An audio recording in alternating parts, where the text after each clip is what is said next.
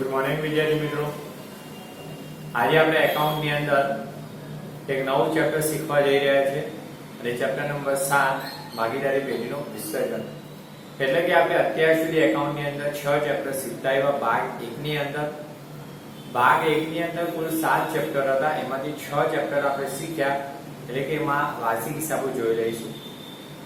હવે 6 ચેપ્ટર ની અંદર એ શીખ્યા ભાગ 1 વિદ્યાર્થી મિત્રો કહી નાખું કે ભાગ 1 એ ભાગીદારીના હિસાબોનો છે અને આપણે એકાઉન્ટનો ભાગ 2 જેની અંદર 6 ચેપ્ટર છે જે કંપનીના હિસાબોનો છે। એટલે કે ભાગ 2 ની અંદર કંપનીના હિસાબોમાં શેર મૂડી, ડિવેન્ચર, ગુણોત્તર વિશ્લેષણ, નાણાકીય પત્રકો, કંપનીના હિસાબો, ગુણોત્તર વિશ્લેષણ આવી અને જે રોકડ પ્રવાહ પત્રક એ શીખવાને બધા કંપનીના હિસાબોને લગતા છે। તો હવે ભાગ 1 ની અંદર જે છેલ્લું ચેપ્ટર આપણે 7મું જોઈ રહ્યા છીએ એ ચેપ્ટર એ ભાગીદારી પેઢીનું વિસર્જન। એટલે ચેપ્ટર 1 માં એવું હતું ભાગીદારીનો પ્રવેશ હતો, ભાગીદારીનો ધંધો કેવી રીતના ચાલુ થાય, ભાગીદારીના વાર્ષિક હિસાબો જે જોઈ ગયા। અહીંયા જો આપણે કેટલાક ક્લાસમાં બાકી છે જોઈ લઈશું। ત્યારબાદ આપણે પાઘડી જોઈ ગયા, પાઘડીનું મૂલ્યાંકન કેવી રીતના કરવામાં આવે ભાગીદારી પેઢીમાં। એના પછીના ચેપ્ટરમાં આપણે ભાગીદારીનું પુનઃગઠન જોયું, એટલે કે ભાગીદારીનું પુનઃગઠન કયા સંજોગોમાં થાય અને એમની વચ્ચે નફા નુકસાનનું પ્રમાણ બદલાય એ પણ જોઈ ગયા। ત્યાર પછી 5મું ચેપ્ટર ભાગીદારનો પ્રવેશ જોયો। ત્યાર પછી 6થું ચેપ્ટર આપણે ભાગીદારની નિવૃત્તિ કે મૃત્યુ જોયું। હવે વિદ્યાર્થી મિત્રો એ કહી નાખું, અત્યાર સુધી આપણે જે 5મું અને 6થું ચેપ્ટર શીખ્યા ભાગીદારનો પ્રવેશ અને ભાગીદારની નિવૃત્તિ કે મૃત્યુ, આ બે સંજોગોમાં એવું હતું કે પ્રવેશની અંદર જ્યારે ચાલુ ભાગીદારી પેઢીમાં કોઈ નવા ભાગીદારને પ્રવેશ આપવામાં આવે અને બાકીના પ્રવેશ સહિત જે ભાગીદાર છે એ સહિત નવી પેઢી જે નવી ભાગીદારી અસ્તિત્વમાં આવે અને ધંધો ચાલુ રાખવામાં આવે। બીજું 6થું ચેપ્ટર શીખ્યા કે ભાગીદારનું મૃત્યુ કે નિવૃત્તિ, એટલે કે ચાલુ ભાગીદારી પેઢીમાં કોઈ ભાગીદારનું મૃત્યુ અથવા નિવૃત્ત થાય તો બાકીના ભાગીદારો ધંધો ચાલુ રાખે એ આપણે જોઈ ગયા સંજોગો। એટલે કે બંને ચેપ્ટરની અંદર એવું શીખ્યા કે ધંધો ચાલુ રહેતો હતો, પરંતુ હવે આપણે જે ચેપ્ટર શીખીએ છીએ એની અંદર પેઢીનો ધંધો કાયમ માટે બંધ કરવામાં આવે છે અને પેઢીનો ધંધો બંધ થાય ત્યારે ભાગીદારો વચ્ચે હિસાબો કેવી રીતના થાય એ આપણે આ ચેપ્ટરની અંદર શીખવાનું છે। હવે આ ચેપ્ટર કેવી રીતના છે અને કેવી રીતના પૂછાય એ ખાસ કહી દઈશ વિદ્યાર્થી મિત્રો। તમે ધારો તો આ ચેપ્ટરની અંદર પૂરેપૂરા માર્ક્સ આવી શકે। હવે ધારો એટલે ધારણા કરવાથી આવવાનો નથી, એની હું તમને જે તૈયારી કરાવું છું એટલે કે કઈશ એ પ્રમાણે કરતા રહેશો તો 100% આની અંદર પૂરા માર્ક્સ આવશે। ચેપ્ટર આમ સરળ છે, વધારે પડતું થિયરિકલ છે, આમ નોંધો છે ને બધું કઈશ તમને, એટલે કે અત્યાર સુધી જે કીધું એ પ્રમાણે કર્યો તો તમને એ દાખલા આવડી ગયા ને દાખલા તમને બોર્ડના તમે જોશો તો થોડા સરળ પડશે તમે જે તૈયારી કરી એ પ્રમાણે। હવે વિદ્યાર્થી મિત્રો આ ચેપ્ટરની અંદર કેટલું પૂછાય જોઈ લઈએ। તો જુઓ વિદ્યાર્થી મિત્રો 7મું ચેપ્ટર જે છેલ્લું છે ભાગ 1 નું ભાગીદારી પેઢીનું વિસર્જન। ભાગીદારી પેઢીનું વિસર્જન છે, વિસર્જન થવું એટલે કોઈ પણ બાબત હોય ને એનો અંત આવવો એટલે વિસર્જન કહેવાય। તો અહીંયા ભાગીદારી પેઢીનો અંત આવે, ધંધો કાયમ માટે બંધ થાય એ સંજોગ શીખવાનો છે। હવે વિદ્યાર્થી મિત્રો બોર્ડની અંદર જે આપણે બોર્ડની એક્ઝામ લેવાય છે 100 ગુણની, એમાં આ ચેપ્ટરમાંથી કેટલા ગુણનું પૂછાય તે કહી નાખું તો બોર્ડની એક્ઝામમાં આ ચેપ્ટરમાંથી 8 ગુણનું આવશે, કુલ 8 ગુણનું પૂછાય। એમાંથી વિભાગ A એટલે કે વિભાગ A વિકલ્પોનો હોય એમાંથી એક વિકલ્પ આવશે આ ચેપ્ટરમાંથી। વિભાગ B ની અંદર એક વાક્યમાં ઉત્તર આપો એ આપણા એક વાક્યના પ્રશ્નો હોય તો આ ચેપ્ટરમાંથી પણ એક પ્રશ્ન આવશે। વિભાગ C 3 ગુણનો હોય છે, એટલે કે 3 ગુણના પ્રશ્નો હોય છે ત્યાં, તો વિભાગ C ની અંદર આ ચેપ્ટરમાંથી 2 આવશે, આમ 3 આવશે। જુઓ વિદ્યાર્થી મિત્રો 2 કમ્પલસરી આપણે લખવાના, એક અથવા મળે એટલે કે 3 આવશે।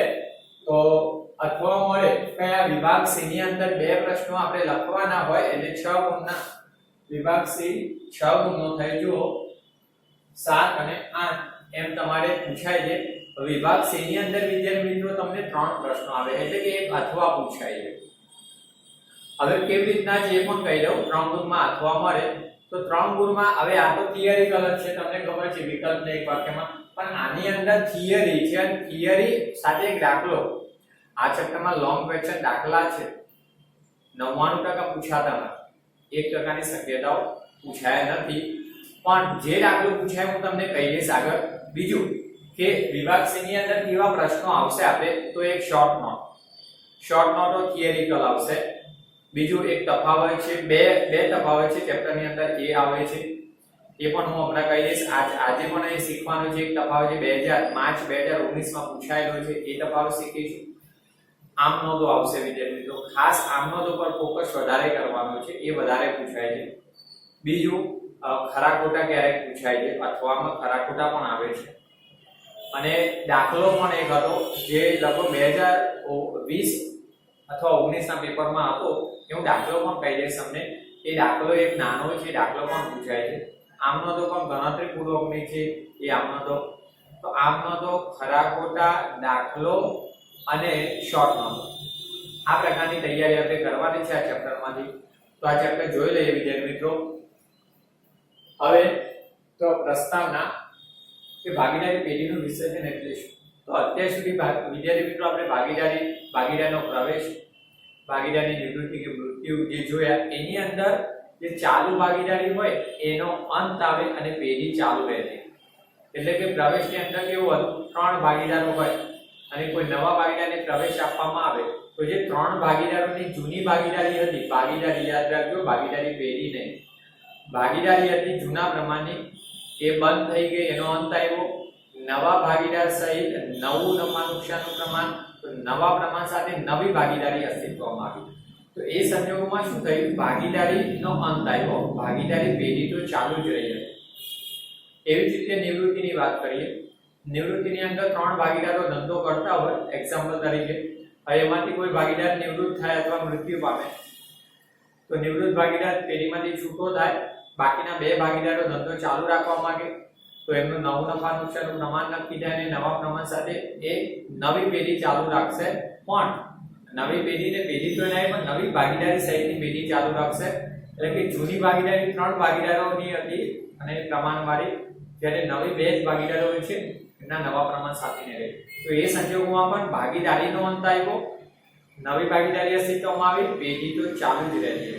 તો આપણે અત્યાર સુધી એવું ભણ્યા, પણ વિદ્યાર્થી મિત્રો હવે એ સંજોગ શીખવાનો છે કે પેઢીનો ધંધો બંધ કરી દેવામાં આવે, કોઈ ભાગીદાર નિવૃત્ત થાય, મૃત્યુ થાય અથવા ભાગીદારો વચ્ચેના કોઈ આંતરિક પ્રશ્નો હોય, અંદરો અંદર મતભેદો હોય અથવા સ્વેચ્છાએ છૂટા થતા હોય, આ સંજોગોમાં પેઢીનો ધંધો કાયમ માટે બંધ થાય છે, એને ભાગીદારીનું વિસર્જન કહેવાય, જે આ ચેપ્ટરમાં શીખવાનું છે. હવે જોઈએ વિદ્યાર્થી મિત્રો આગળ વિસર્જનનો અર્થ. હવે આ વિસર્જન એટલે આપણે ગણપતિ દાદાનું વિસર્જન જોઈએ છે એ વિસર્જનની વાત નથી. હવે ભાગીદારીના સંદર્ભમાં વિસર્જન જોવાનું છે. વિસર્જન એટલે વિદ્યાર્થી મિત્રો કોઈ પણ બાબત હોય એનો અંત આપો. મેં તમને આગળ પણ કીધું છે, જુઓ, વિસર્જન એટલે જે તે બાબતના અસ્તિત્વનો અંત આપો, એને આપણે વિસર્જન, અથવા એ હયાત હોય તો મટી જવું એટલે એનું અસ્તિત્વ ન રહેવું, એને વિસર્જન કહેવાય. ઓકે, તો આપણે ભાગીદારીના સંદર્ભમાં જોવાનું કે ભાગીદારીનો અંત. હંમેશા ભાગીદારી પેઢી બંધ થાય ને પહેલા ભાગીદારીનો અંત આવે. 2 ભાગીદારોની ભાગીદારી હોય, 3 ભાગીદારોની હોય કે 5 ભાગીદારોની હોય, પહેલા ભાગીદારીનો અંત આવે અને ભાગીદારો છૂટા થઈ જાય, પછી જ પેઢી બંધ થઈ કહેવાય, પછી ભાગીદારી પેઢીનો અંત આવે. જો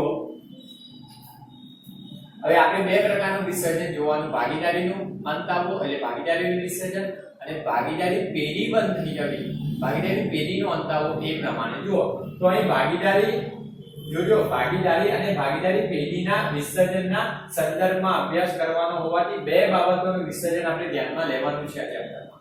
આપણે ભાગીદારી પેઢીનું વિસર્જન જોઈએ, પેઢી ક્યારે બંધ થાય તો 3 ભાગીદારો અંત લાવી પોતાની ભાગીદારીનો છૂટા થાય ત્યારે ભાગીદારી પેઢી બંધ થઈ કહેવાય. જો વિદ્યાર્થી મિત્રો એક એક્ઝામ્પલ આપું કે એબી પ્રોવિઝન સ્ટોર, એક દુકાન છે એબી પ્રોવિઝન સ્ટોર.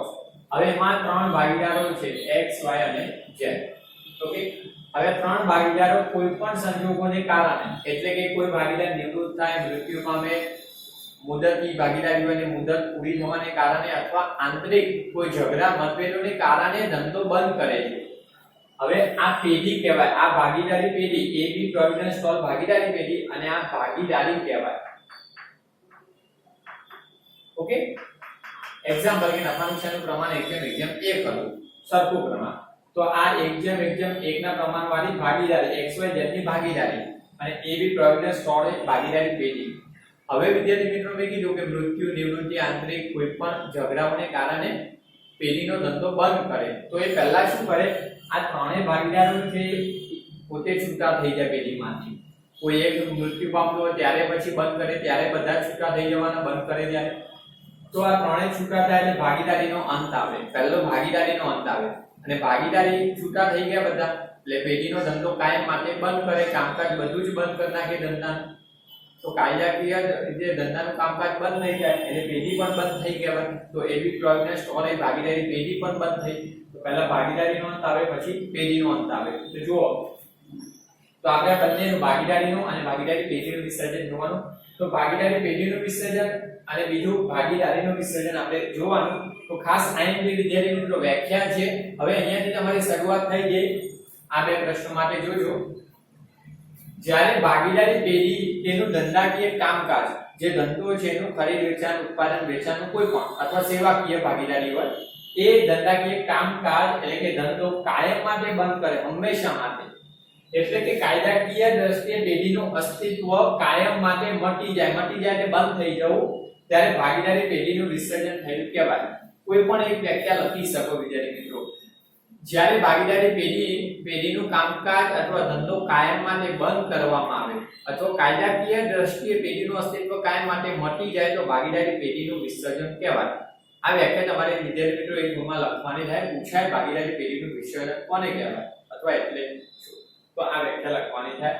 લખવાની છે. જુઓ, શોર્ટમાં બીજી વ્યાખ્યા. ટૂંકમાં જ્યારે ચાલુ પેઢી બંધ થાય અને તેનો ધંધો બંધ કરવામાં આવે ત્યારે પેઢીનું વિસર્જન કહેવામાં આવે. પેઢી બંધ થાય અને ધંધો બંધ થઈ ગયો કાયમ માટે ત્યારે ભાગીદારી પેઢીનું વિસર્જન થયું કહેવાય. આ ટૂંકમાં, પણ આપણે ટૂંકમાં લખીએ એના કરતા બેટર વિદ્યાર્થી મિત્રો આ વ્યાખ્યા લખવાની તમારે એક્ઝામમાં. હવે વિદ્યાર્થી મિત્રો ક્યારેક એવું બને, મેં હમણાં તમને આ ઉદાહરણ આપ્યું અને માને કે આમાંથી બે ભાગીદારો છૂટા થઈ ગયા અને એક ભાગીદારે જ્યારે એમ કે હું ધંધો ચાલુ રાખું છું, તો પેઢીનો ધંધો ચાલુ રાખે તો હવે શું, તો પેઢીનું વિસર્જન ક્યાં થયું, તો થાય. ધ્યાન આપો, જ્યારે એક્ઝામ્પલ કે આપણે ત્રણ ભાગીદારોનું એક્ઝામ્પલ જોઈએ, એમાંથી બે છૂટા થયા અને એક ભાગીદાર ધંધો ચાલુ રાખવા માંગે તો એક વ્યક્તિ જ્યારે ધંધો ચાલુ રાખે તો એને આપણે શું કહીએ છીએ, વૈયક્તિક માલિકી, એકાકી પેઢી. ધોરણ 11 ની અંદર શીખ્યા. જ્યારે એક વ્યક્તિ ધંધો ચાલુ કરે અથવા રાખે તો એને વૈયક્તિક માલિકી કહેવાય. હવે જો એક ભાગીદાર ધંધો કરશે, પેઢી ચાલુ રાખશે તો એને વૈયક્તિક માલિકી કહેવાય. ને વૈયક્તિક માલિકી એટલે ભાગીદારી તો કહેવાય નહીં, એટલે ભાગીદારીનો તો અંત આવ્યો, ભાગીદારી પેઢીનું વિસર્જન જ કહેવાય. ક્લિયર? બીજું, ક્યારેક એવું બને કે જ્યારે ભાગીદારો આપોઆપ ધંધો બંધ કરીને એટલે કે પોતાનો ધંધો વેચી નાખવા માંગતા હોય અને ભાગીદાર પોતાનો ધંધો કોઈ કંપની, જોઈન્ટ સ્ટોક કંપનીને વેચી નાખે તો આ ચાલુ ભાગીદારીનો અંત આવે, કંપનીમાં રૂપાંતર થઈ જાય. તો યાદ રાખજો, ત્યારે કંપનીને વેચાણ કરે પેઢી તો એ ભાગીદારી પેઢીનું વિસર્જન થાય, એનું કંપનીમાં રૂપાંતર થઈ જાય, મિલકતો, દેવા બધું જ એ કંપની લઈ લેશે.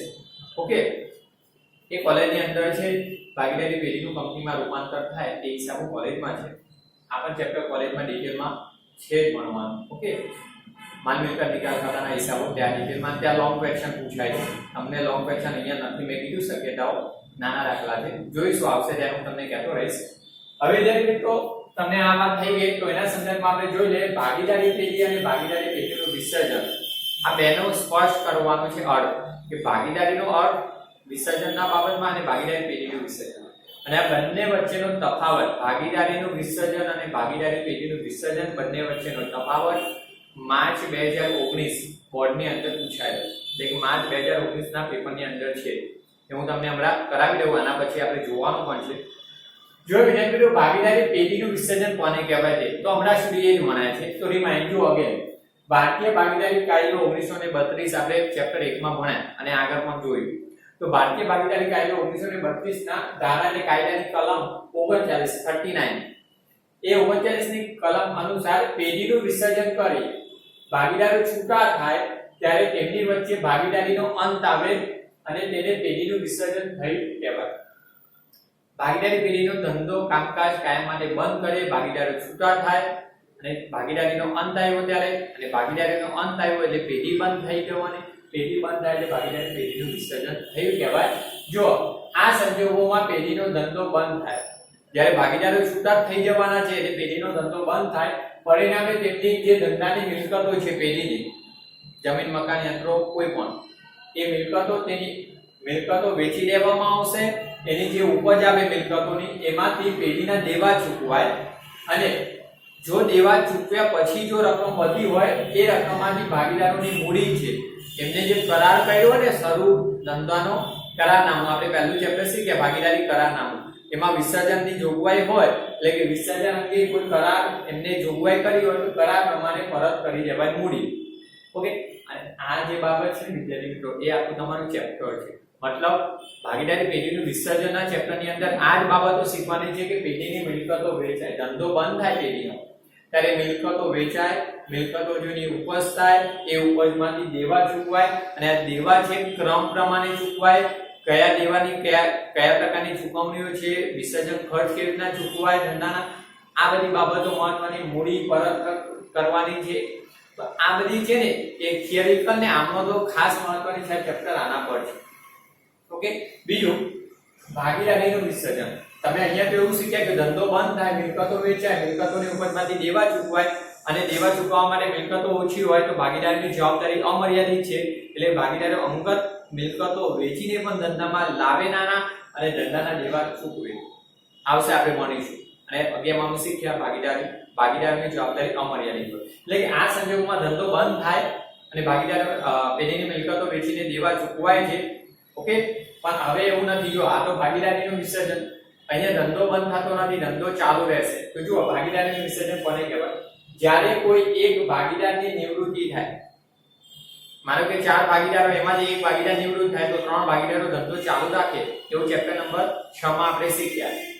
જ્યારે કોઈ ભાગીદારનું નિવૃત્તિ, મૃત્યુ કે નાદારી અથવા અન્ય કારણસર ધંધો બંધ ન કરવામાં આવે, એટલે કે ભાગીદારની નિવૃત્તિ, મૃત્યુ કે અસ્થિર મગજનો બને પણ ધંધો બંધ કરવામાં આવતો નથી, પણ બાકીના ભાગીદારો ધંધો ચાલુ રાખવા માંગતા હોય ત્યારે તો ખાલી ભાગીદારીનું જ વિસર્જન થયું કહેવાય. જુઓ, અને બાકીના ભાગીદારો ધંધો ચાલુ રાખે ત્યારે જૂની ભાગીદારીનું વિસર્જન થાય. એટલે મેં હમણાં એક્ઝામ્પલ આપ્યું. જુઓ, XYZ ની 1:2 ના પ્રમાણની ભાગીદારી હતી. હવે માનો કે આમાંથી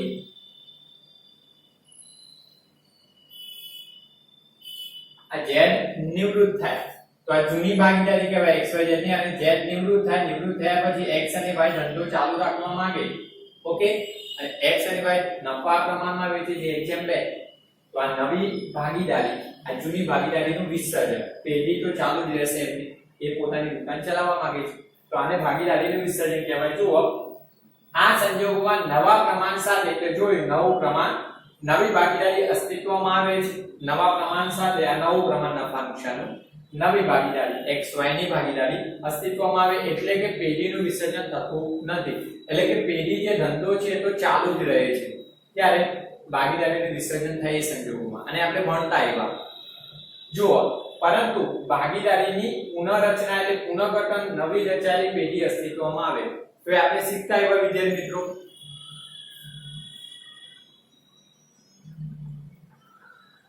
આપણે અત્યાર સુધી પુનઃગઠન જે ચેપ્ટર હતું ચોથું, એમાં શીખ્યા છીએ કે જ્યારે ભાગીદારનું, ચાલુ ભાગીદારો વચ્ચે નફા નુકસાનનું પ્રમાણ બદલવામાં આવે, ચાલુ ભાગીદારી પેઢીમાં નવા ભાગીદારને પ્રવેશ આપવામાં આવે, ચાલુ ભાગીદારી પેઢીમાંથી કોઈ ભાગીદારની નિવૃત્તિ કે મૃત્યુ થાય, પેઢીનો ધંધો છે કંપનીમાં રૂપાંતર થાય, આવા બધા સંજોગોમાં ભાગીદારી જૂની હોય એનો અંત આવે, નવી પ્રમાણ સાથે નવી ભાગીદારી અસ્તિત્વમાં આવે, અને એ નવી ભાગીદારી સાથે નવા પ્રમાણમાં અસ્તિત્વમાં આવે એટલે ભાગીદારીનું પુનઃગઠન કહેવાય. વ્યાખ્યા હું કહી નાખું. જુઓ, ભાગીદારીનું પુનઃગઠન એટલે જુદા જુદા કારણોસર ભાગીદારીમાં થતો ફેરફાર, જેને પુનઃગઠન. તો આ સંજોગ પુનઃગઠન છે, નવી ભાગીદારી અસ્તિત્વમાં આવે, ધંધો ચાલુ જ રહે, હિસાબો ખાલી નિવૃત્ત થતો હોય જે છે એને લગતા હિસાબો કરાય, જે બાકીના ધંધાના હિસાબો તો કરવામાં આવતા નથી આ સંજોગોમાં, ત્યારે આમાં તો બધા જ હિસાબો પૂર્ણ કરવાના હોય છે, એ શીખવાનું. તો બસ વિદ્યાર્થી મિત્રો, હજુ આપણે એક તફાવત જોઈએ. માર્ચ 2019 ની અંદર પૂછાયેલો છે આ બંનેનો તફાવત, એ હમણાં કરાવી રહ્યો છું. ત્યાં આ બધું લખી રાખજો, અને આની અંદર થિયરી છે એટલે તમારે થિયરી લખીને તૈયાર કરવી જ પડશે. અને આઈએમપી હું આપું છું, જે કહીશ અને બધી પૂછાયેલી જશે અને હું તમને કહેતો રહીશ. ઓકે, તો હવે જોઈ લઈએ આપણે આનો તફાવત માર્ચ 2019 માં પૂછાયો.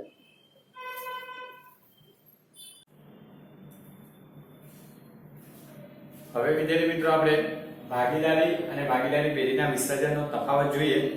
તો જુઓ, ભાગીદારી અને ભાગીદારી પેઢીના વિસર્જન વચ્ચેનો તફાવત.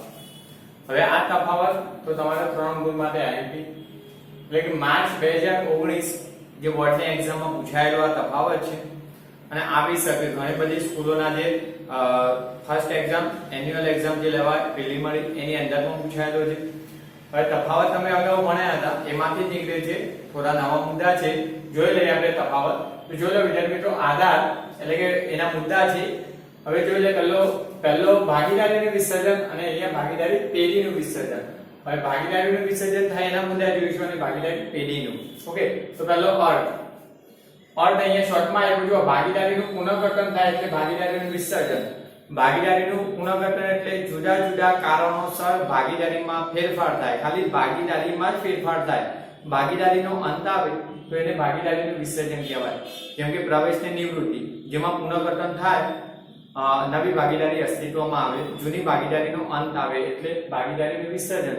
એ સંજોગોમાં પેઢી ચાલુ રહે. તો જુઓ, હવે ભાગીદારી પેઢીનો કાયમી અંત એટલે ભાગીદારી પેઢીનું વિસર્જન. તો અહીંયા વ્યવસ્થિત વ્યાખ્યા લખવી હોય તો લખી શકાય કે જ્યારે ભાગીદારી પેઢીનો ધંધો કાયમ માટે બંધ કરવામાં આવે અથવા ધંધાનું કામકાજ કાયદાકીય દ્રષ્ટિએ કાયમી બંધ કરી દેવામાં આવે તો એને ભાગીદારી પેઢીનું વિસર્જન કહેવાય. ઓકે, બીજો વિદ્યાર્થી મિત્રો, જો બીજો મુદ્દો પેઢીનું અસ્તિત્વ એટલે કે ભાગીદારી પેઢીનું વિસર્જન થાય ત્યારે પેઢી તો ચાલુ રહે. જુઓ, પેઢીનું અસ્તિત્વ ચાલુ રહે, ખાલી ભાગીદારીનો અંત આવે પેઢી ચાલુ રહે. અહીંયા જે પેઢીનો અંત જ આવે છે ત્યારે તો ભાગીદારી પેઢીનું વિસર્જન કહેવાય. એટલે કે ભાગીદારીનો અંત આવે અને પેઢીનો પણ અંત આવે ત્યારે ભાગીદારી પેઢીનું અસ્તિત્વ મટી જાય કાયમ માટે, ત્યારે ભાગીદારી પેઢીનું વિસર્જન. વિસર્જનના સંજોગોમાં પેઢી બંધ થઈ જાય. બીજું હિસાબી ચોપડાઓ. તો હિસાબી ચોપડાઓ ચાલુ રહે. એટલે કે જે પણ હવે ધ્યાન આપજો કે ચાલુ ધંધો હોય એની અંદર ખર્ચના આવક એટલે કે ઉપજના એ બધા ખાતા નફા નુકસાન ખાતે લઈ જવાય, વર્ષના અંતે હિસાબો તૈયાર કરે. પણ તમે જુઓ છો કે પાકું સર્વે છે જેની અંદર મિલકતો અને દેવાના ખાતા બંધ કરવામાં આવતા નથી, બાકી દર વર્ષે આગળ ખેંચાય. ઓકે, તો જ્યારે ભાગીદારીનું વિસર્જન થાય એ સંજોગોમાં ધંધો ચાલુ રહે એટલે કે જે મિલકતો અને દેવાના ખાતા છે ને એ ચોપડા ચાલુ જ રહેશે, ખાલી જે નિવૃત્ત અથવા પેઢીમાંથી છૂટો થતો હોય એના હિસાબો થાય. એટલે ભાગીદારીના સંજોગોમાં હિસાબી ચોપડાઓ ચાલુ રહે, મિલકતો અને દેવાના ખાતા ચોપડે ખુલ્લા જ રહેવાના છે. જ્યારે પેઢીનું વિસર્જન થાય, ધંધો કાયમ માટે બંધ થાય એટલે મિલકતોના પણ ખાતા બંધ કરાય, મિલકતો વેચી દેવામાં આવે અને દેવા છે એના ખાતા બંધ કરાય, દેવા ચૂકવી દેવામાં આવે, જવાબદારીઓ તો જો હિસાબી ચોપડાઓ બંધ કરી દેવામાં આવે. તો પેઢીના વિસર્જનમાં હિસાબી ચોપડાઓ બંધ થાય, જ્યારે ભાગીદારીના વિસર્જનમાં હિસાબી ચોપડાઓ ખુલ્લા રહેશે. હવે અદાલતનો હસ્તક્ષેપ. હવે આ કન્ટેન્ટ આના પછી હું લઈશ વિડિયો, એમાં આવવાનું છે કે ભાગીદારી પેઢીના વિસર્જનમાં અદાલત હસ્તક્ષેપ કરી શકે નહીં, એટલે કે કાયદો લાગુ પડે છે કે નહીં અદાલતનો. હવે જો ભાગીદારીનું વિસર્જન કેવું છે કે ભાગીદારો આંતરિક રીતે નક્કી કરે, એટલે કે કોઈ ભાગીદારને પ્રવેશ આપે તો જૂની ભાગીદારીનો અંત આવે, નવી ભાગીદારી અસ્તિત્વમાં આવે. પછી નિવૃત્તિ કે ચાલુ ભાગીદારીમાંથી કોઈ નિવૃત્ત થાય તો જૂની હતી અંત આવે, નવી અસ્તિત્વમાં આવે, ભાગીદારી પેઢી નહીં. ઓકે, ત્યારે આ સંજોગોમાં અદાલતનો કોઈ હસ્તક્ષેપ નથી. ભાગીદારીનો અંત થાય, વિસર્જન એ સંજોગોમાં. પણ જ્યારે ભાગીદારી પેઢીનું વિસર્જન થાય ત્યારે કેટલીક બાબતોમાં અદાલત હસ્તક્ષેપ કરી શકે અને એ બાબતો આપણે 3 ગુણમાં ભણવાની છે. ઓકે, તો જો ભાગીદારીનું વિસર્જન સ્વૈચ્છિક રીતે થાય, મેં કીધું હમણાં એ રીતના, એટલે અદાલતના હસ્તક્ષેપની કોઈ જરૂરિયાત નથી. પણ જ્યારે જરૂર બને ને ત્યારે અદાલત હસ્તક્ષેપ કરે. ક્યારે? ભાગીદારી પેઢીનું વિસર્જન થાય, એમાં કેટલીક બાબતો એવી છે કે જેમાં અદાલત હસ્તક્ષેપ કરી શકે જરૂર પડે તો. એટલે કે જ્યારે ભાગીદાર અસ્થિર મગજનો બને ત્યારે ધંધો બંધ થાય, કાયદાકીય ધંધો કરી શકાય એવું ના હોય ચાલુ રાખો તો અદાલત હસ્તક્ષેપ કરે કે ભાગીદારોના ભાગની બાબત હોય એ બધા હું તમને શીખવી દઈશ. ઓકે, આ 3 નો પ્રશ્ન હજુ શીખવાનો. બીજો વિદ્યાર્થી મિત્રો અસર, એટલે કે ભાગીદારી વિસર્જનના પેઢીના અસર કેવી થાય છે પેઢીના અસ્તિત્વ પર એ જોઈએ. બીજો ભાગીદારીનું વિસર્જન થાય ત્યારે ભાગીદારો છૂટા થાય, નવી ભાગીદારી અસ્તિત્વમાં લાગે, એટલે કે જે નિવૃત્ત થતો હોય છૂટો થાય અને નવી ભાગીદારી અસ્તિત્વમાં આવે. તો જો ભાગીદારીનું વિસર્જન થાય ત્યારે ભાગીદારી પેઢીનું વિસર્જન નથી થતું, પેઢી ચાલુ રહે, નિવૃત્તિ પ્રવેશ હોય. પણ જ્યારે ભાગીદારી પેઢીનું વિસર્જન થઈ ગયું એટલે ધંધો કાયમ માટે બંધ થયો, ભાગીદારો આપોઆપ છૂટા થઈ જાય, પેઢીનું આપોઆપ વિસર્જન થઈ જાય છે. હવે જે મિત્રો છેલ્લો મુદ્દો છે ને, તમારે એક્ઝામમાં આમાં સ્પષ્ટ માર્ચ 2019 ના પેપરમાં સ્પષ્ટ લખ્યું છે કે 3 જ મુદ્દા લખવા.